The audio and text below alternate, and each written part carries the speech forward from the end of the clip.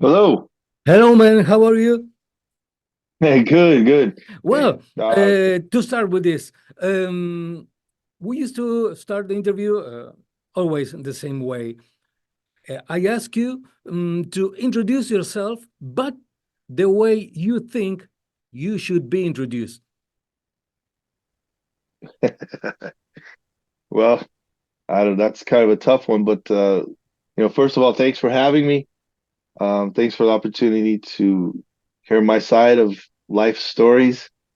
Um, as far as my own introduction, I'm just a little bass player in a death metal band, and I had the fortune to be in proximity of a legend and many legends as we still make music today, but by very definition of the word band, it means together. So without all of us together, who is any one person? So it doesn't really matter who I am, but I am part of a pretty strong group with a strong history. So yeah, I just like to be part of the team. Okay, okay. Well, we're talking to an amazing musician. Death-DTA will be soon here in Argentina, and we're talking to Steve DiGiorgio. Well, I guess your first contact with death was 1986, I guess, in some Mm, rehearsal room. What was your first impression? man, never heard anything like it before. You know, in this time in '86, my band Sadist was just starting out and learning.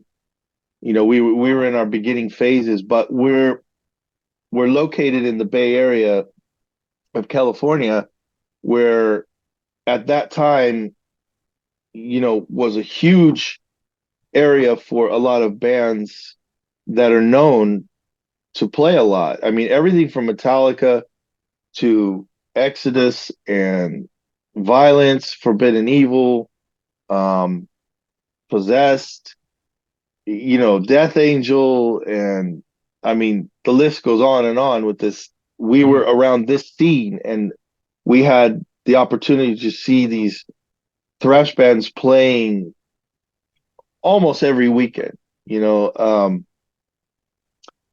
So being exposed to these older guys playing this style of music we were pretty used to it, and we were used to all these different sounds. Testament didn't sound like Possessed, and Metallica didn't sound like Death Angel, and everybody had a certain identity, even though it was a similar style of music. Everybody sounded like them, and it was easy to tell who was who. Mhm. But when we had the opportunity to meet Chuck, who was with Chris Reifert at the time, two guys Mhm. playing in a bedroom um, with a big Tama drum kit, a Marshall stack for guitar and a PV stack for vocal mic, and just these two guys playing sounded bigger than the entire Bay Area scene all put together from these two guys in this little room. It was incredible. They were so freaking heavy, so Okay, brutal, well, well, and that was a I kind of a golden era, we could say. yeah, totally golden era. And a little baby was born in this era called Death. They Chuck is based from Florida, which is a 6 hour flight from the Bay Area, so not close in proximity by any means. But he left Florida to find band members.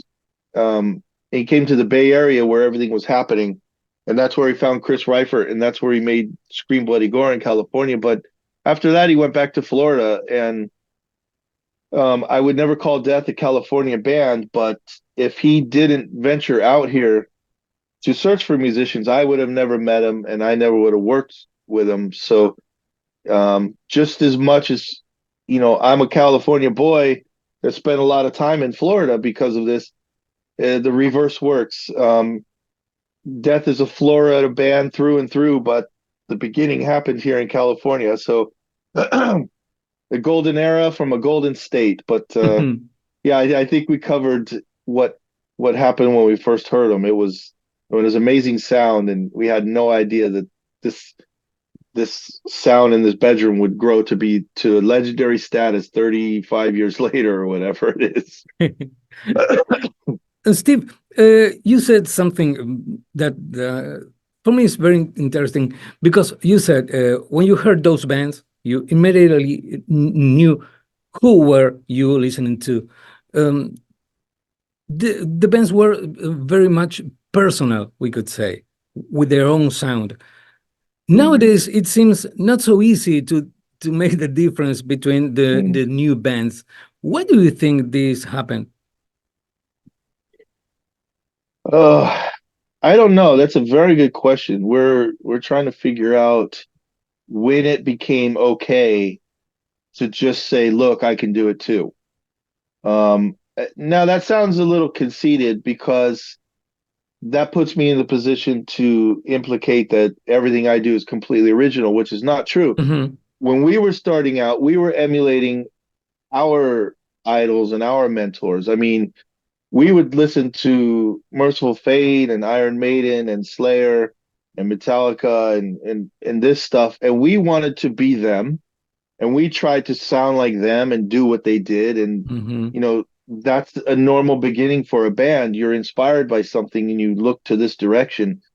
Um, and a lot of times when a band starts, you compare them to something else because their influences are very, very Hmm. evident in their new sound. But as a band stays together and evolves together, their sound slowly becomes unique to them and the identity grows to within their own created sound. And like you pointed out, it seems like there was a point of time where bands didn't put attention into creating this individual identity, where they were perfectly happy staying with their influences and just replicating what inspired them to play, I guess. I don't know. It's like I said, it's a scientific question we need to find the answer of, but it I think it happened around the early 2000s where young bands were just content to participate and not really contribute. Now, that's also a slight on the bands that do seek to be original, and there are, acts out there that recognize that they need to develop their own, you know, personality and identity as a band. But yeah, you wouldn't have asked the question if it wasn't happening, and it is happening. And there's a lot of bands out there that are just sounding like each other. Hmm. Um, and I think I don't know which one is more responsible, if it's solely on the musicians for creating it, or if the fans have a lot to do with accepting it. Hmm. I maybe in the general scope of the metal fan base, metal just reached a plateau where people are just content with as long as it checks all the right boxes, they're happy with it. And maybe the listening fan base is, facilitating these bands not wanting to reach and Hmm. experiment by just accepting what they do. And so it kind of goes hand in hand. Um, but it is a difficult thing to do. I'm working with a band that's been around almost close to 4 decades now, and it's pretty hard to come up with something totally new because people expect you to sound a certain way. That's why they Hmm. like you. So some of it might not be the complete intention of a band. It might just be the result of them not wanting to take risk and lose what fan base they have. I don't know. It's we could go on and on about this. It's a pretty profound thing. And maybe production producers are involved too because they sound like each other too. Once again, same question. Is it the bands demanding to sound like the last band, or is it the producers forcing the bands to sound like their last record? You don't know who's responsible. Maybe it's an agreement or something. I don't know. Yeah, but it seems like we're slowly reaching a point where producers are more experimental, more open to trying stuff, and simultaneously musicians. There's a lot of young musicians coming out doing Hmm. solo playthroughs, demonstrations, musicians that aren't even established in bands that have Yeah. the access to TikTok, YouTube, Instagram, and they're exposing their talent. And these type of musicians are going to be, you know, the catalyst for a revolution, some kind of fresh, mix up of the metal scene, which is it's long overdue. So I think I think there's a ray of sunshine coming through this Hmm. thick cloud of unoriginality. I'm fortunate to live long enough to see this cycle happen, and I think maybe the new musicians, the very Hmm. young ones, I think they're recognizing that things have been stagnant for a while, and I'm excited to see what's coming out with new stuff and what people can do to help things grow and become more interesting. Yeah, because we're in a totally new era because of social media and things like that. Some people get angry with the internet, but I think there are some good things too. For example, we can now hear bands from, we could say, non-traditional rock countries. I don't know, Indonesia, India, Mm, uh, Australia, New Zealand. That was not possible a few years ago. I think that's a good thing because of the mixture between the we could say the local folk music and metal and things like that. yeah. I think it's interesting. Yeah, totally. 500 years ago, the world was very isolated from each other, Hmm. and then the Columbus homogeneity took over, and connections were made between cultures, and it's kind of happening, like you said, with a vessel like the internet, for example, that's reaching, bands coming out of Nepal Hmm. and, you know, Tunisia, places, Mongolia, Serbia, place exactly the same world we live in. It's just now the connection is being made and Yeah. showing us hey, there's talent in every corner of the world, and it's finally reaching that homogeneity to where everybody has a webcam, everybody has a digital recorder, and now we're getting to see, like you said, talent from everywhere. Um, this is a good thing because you know these rare artists can come out of Hmm. anywhere, and a lot of times the countries that were denied free access to everything from music education to instrument availability, live concerts, countries that are very oppressive and, limiting the people. Now we're finding out that these people have been in shadows for so long that they're coming out with a fury. I mean, Hmm.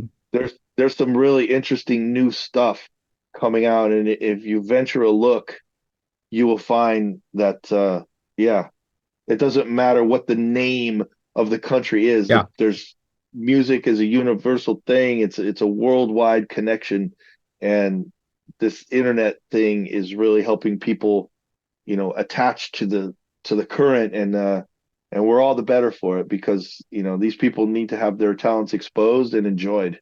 Hmm. Definitely, things are changing a lot because on the other side we had those, we could say, classic bands, Maiden, Black Sabbath, Deep Purple, but it seems to be that there won't be a replacement for them when those bands stop playing.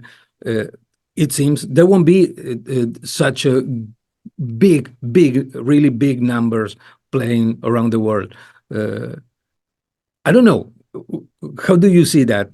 Maybe just a huge amount of smaller bands. I don't know they're bad, of course, I'm talking about the big audience. Sure, I know what you mean.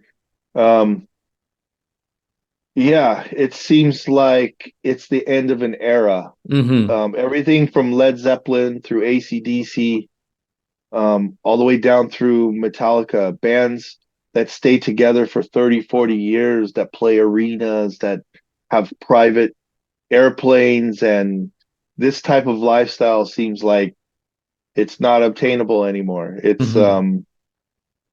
bands will, yeah, they don't reach that rock god status Hmm. anymore.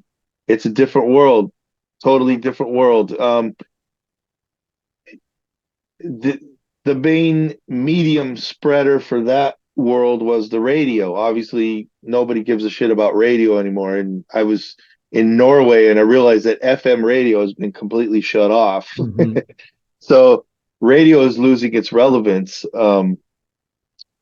And then, obviously you look around my age and we remember when MTV was invented and Yeah. music videos was the biggest Hmm. thing. I mean, now you can hear the music just like the radio, but now you can see Hmm. the the the people making it, and then the storylines and the visuals that came with it was huge. Well, now that's pretty irrelevant too. MTV is gone, and so these type of things that vaulted these bands to this godlike status, now everything is on an even playing field.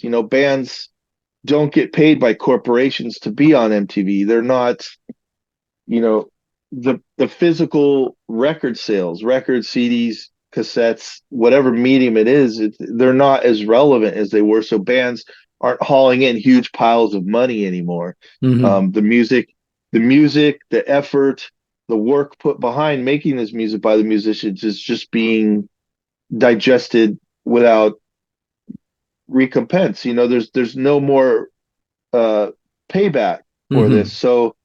So bands aren't getting this status, and it seems like the very big arena shows of the old days have turned into multi-band music festivals, Yeah. um, so now instead of a huge band or maybe two of them dominating this big coliseum or this big Hmm. open field, now you have a whole weekend or a whole week of multiple bands playing around the clock, and people are camping there and living in the mud and enjoying this experience. It's like in the past you heard about Woodstock Festival, Hmm. you heard about these events that were a one-off, very rare. Now there's 50, 70, 100 of them every Yeah. single year, like every year Yeah. this is Yeah. happening. So it's just a part of the way things evolve. And the huge record sales are gone, radio, MTV's gone, internet has taken everything and diluted it. It's available just as free as opening the window and having the wind blow through your house. And so um, I think band members are moving around and diversifying themselves. They're playing in multiple projects. The loyalty to one band isn't so important anymore because you can exist as a multitasker. It's almost necessary at this point because if you invest all your time in loyalty to one band and that band doesn't have a success, then you're going to find another you know means of work, another means of survival. So yeah, it could be a very interesting story of the evolution of music and this type of fame and success, and where does it go in the future? I mean, we don't know. The good thing about the pandemic shutting the world down for a year and a half, two Hmm. years, whatever, the good thing that we got to see as a result of this is when it was over and the world got back to a normal pattern, is that live music came back completely with full force. So even though the record sales will never come back like they were, I believe that people still have the desire to see live music and attend these concerts. So at least as far as what we know from the old world, that's still there. And that's why we're here. We're just playing as many shows as we can. It's the only way we survive. Yeah, yeah. Things have changed that much. Maybe you remember Beatles at some point stopped playing live and just they record albums. This is Yeah. something impossible to think even today. It's amazing that the Beatles are considered one of the biggest bands in history and the forefathers of almost every rock band there is, and their actual career is Yeah, pretty short pretty in short. comparison to these bands that have 30-year reunions, 40-year reunions. I mean, did the Beatles even play 10 years? I mean, Uh-huh. it's crazy that in that period of time that they are active, what they accomplished.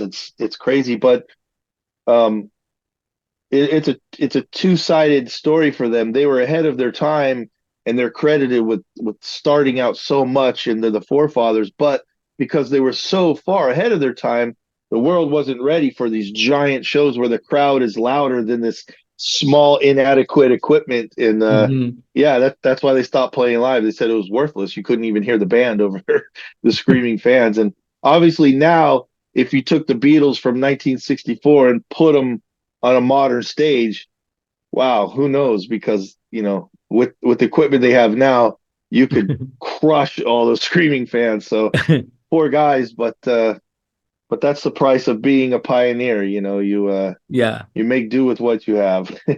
totally. And Steve, you perfectly might be remember as the saddest bass player. I think there were 10 albums with them. Oh, with Sadis? No, we did five. Yeah, I think Maybe one, we two, three, four, five. Yeah, we did five records. We did three with Roadrunner as a four piece, and then we did yeah, then Elements of Anger, and then Out for Blood as a three piece with mhm. Mascot Records. Yeah, so five records in Yeah, 25 maybe years. some compilation or live maybe there. Yeah, there was a couple compilations put out. There was demos being remastered, pressed as Hmm. CDs and vinyl, and stuff like that. But the band has a new album now, so you got to put that in the catalog. So Yeah. almost 10. Great. Great. Well, this the thousands of time must be asking you about this, but I must do it again. uh, how hard was it to work with Dave Mustaine for the last Megadeth album? How hard was it? It wasn't hard at all to work with him. He Hmm. um it was it was hard for me personally, the pressure I put on myself to go to that level. I mean, Hmm.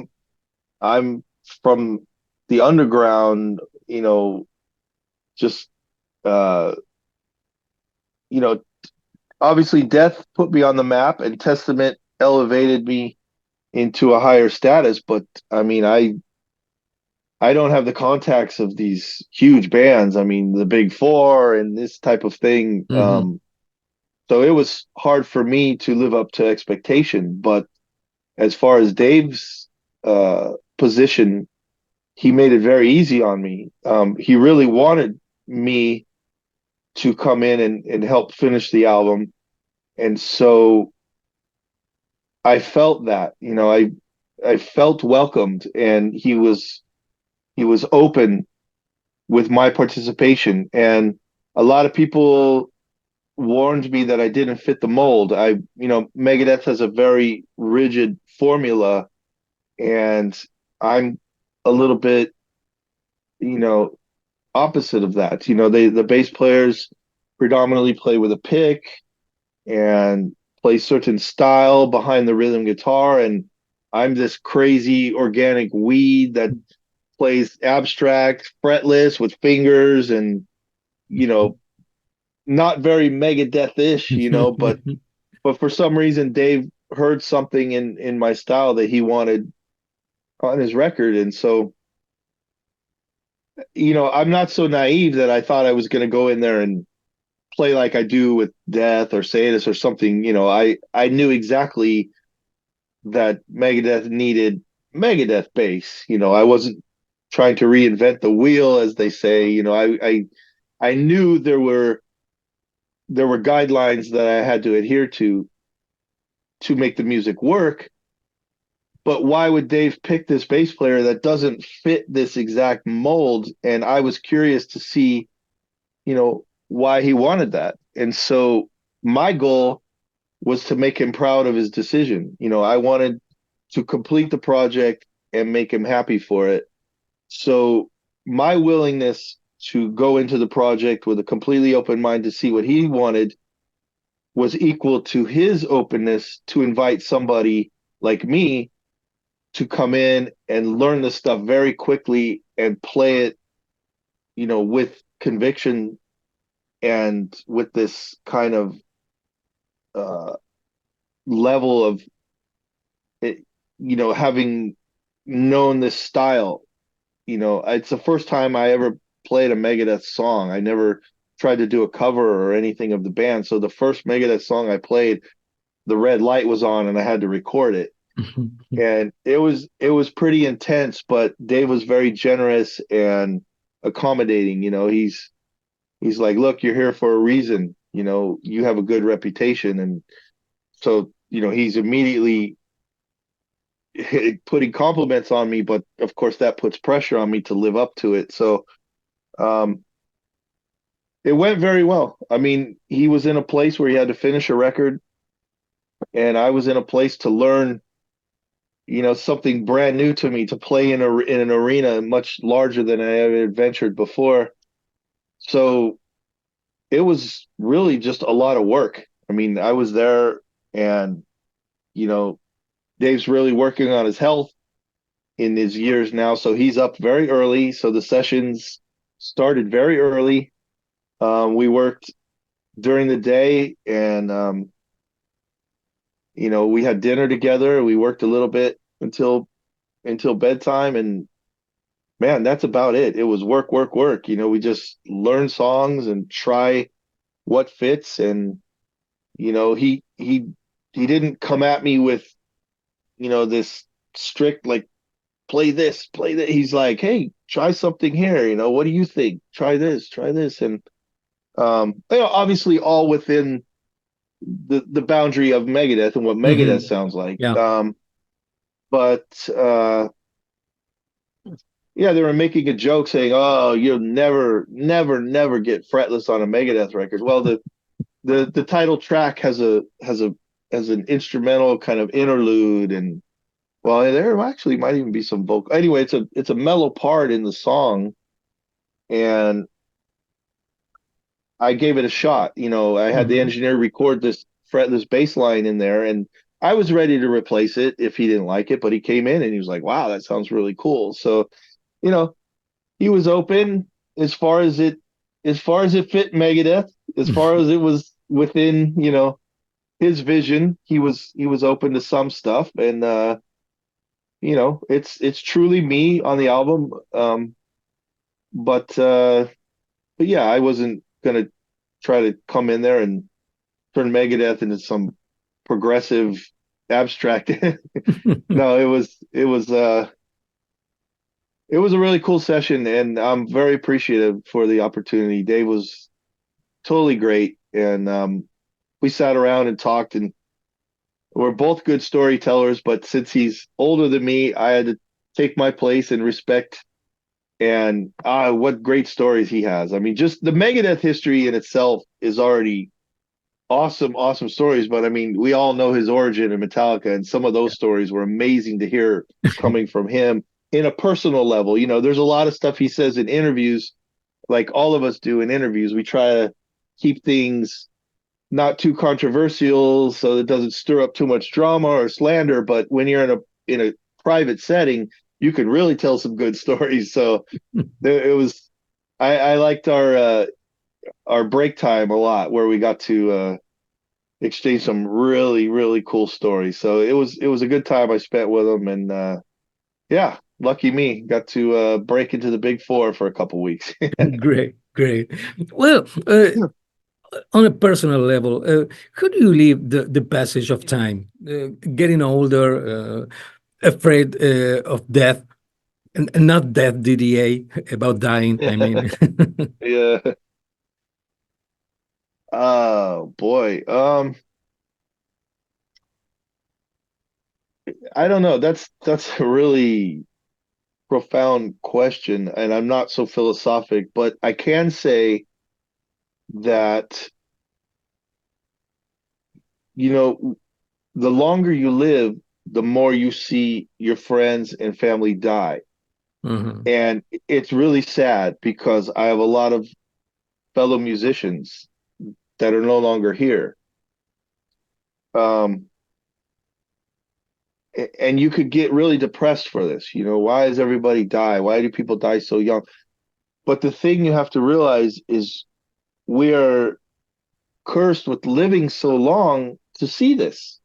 Mhm. So we're able to be here, and even though we're sad for all the people that we've lost, we're still here. And so there's something about that. I think, if a lot of these musicians that had died at such a young age were here, the music world would be very different. Mhm. And so their loss is huge, but we're only able to recognize this loss because we're here. So it's kind of a way of flipping the story and seeing the good in things. We can Mhm. all be consumed by our mortality and be sad by those we lost, but if you want to, here's another cliche, if you want to see the bright side, we can be glad that we're here to be sad for them and have the opportunity to mature and evolve as people and to witness things. Like we in this interview we talked a lot about how music has evolved and bands have changed, and the only reason we're able to see all this is because we're here alive to witness it.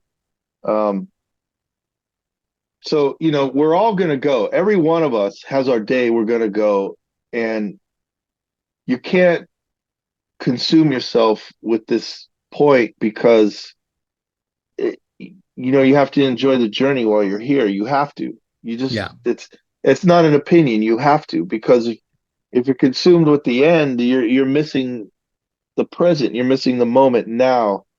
And I'm pretty thankful to be this old and see the world as it is now. One example is I've always been interested in cosmology and astronomy and the world outside of this planet. And when I was a child, I was fascinated by comets. And the only evidence I ever saw of a comet is a drawing Mhm.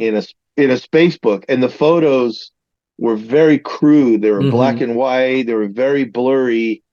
And even though science was reaching a point where they had rockets that could leave the atmosphere, they had people that could walk on the soil of the moon, they had satellites that could take these images of things far away. They were very, very crude, and they only supplemented our imagination a little bit. Well, now, wow, look how things have evolved with the Hubble telescope, the James Webb telescope, Yeah. all the rovers and everything. And so to me, being fascinated by what's in space, I mean, there are clear, crystal clear images of things that we never were able to see before. Not only did the comet go from a sketch in a book to real live images, they actually landed a piece of equipment on a comet, took a rock off it, and sent the piece all the way back to the Earth. And now they're holding a piece of this comet, and this stuff is amazing. And I can't imagine in another 20, 30 years what people are going to be able to see in the natural world. And this type of thing makes me very glad to be older and be still alive in this world, because you know the advancements in technology aren't just about technology. It's about the Mhm. discovery and the understanding of where we are. um Great, and great. and circling back to the music related part, um, you know, look how much music we would miss out on if we were gone, So, music is part of the primal, essence of people. And so that's one thing that we can, constantly enjoy, even when we're done playing, as long as our ears work, we can we can still have this music. So I'm just happy to be alive and able to push play. Well, Steve, we got 1 minute, one more minute to invite people to the DTA show here in Argentina. All right. Hola a todos. Soy Steve DiGiorgio, el bajista de Death to All. Estamos muy emocionados para tocar en Buenos Aires y es muy graciado hablar de mis proyectos, mi música, mi historia y mis visiones personalidad. And now I'm losing my Spanish, so let's switch to English. But very grateful to be here with you. I thank you for the time, the discussion, and we are indeed coming to play Buenos Aires with Death to All, which is a legacy band, a memorial tribute to Chuck. We're ex-members of the band who simply get on stage with amplifiers, a drum set, and a backdrop, no production, no frills. We're just a group of guys playing songs we played 20, 30 years ago. And we're here to just have a fun night to relive these songs. And we definitely try to play something from all the Death records for all the fans. We'll send you home happy.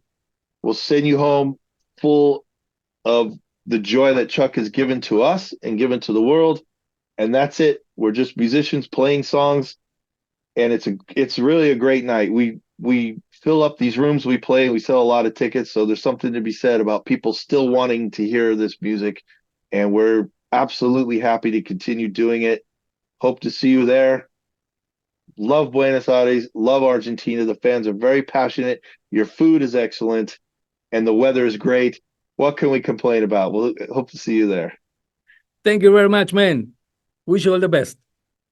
All right. Thanks, man. Hope to see you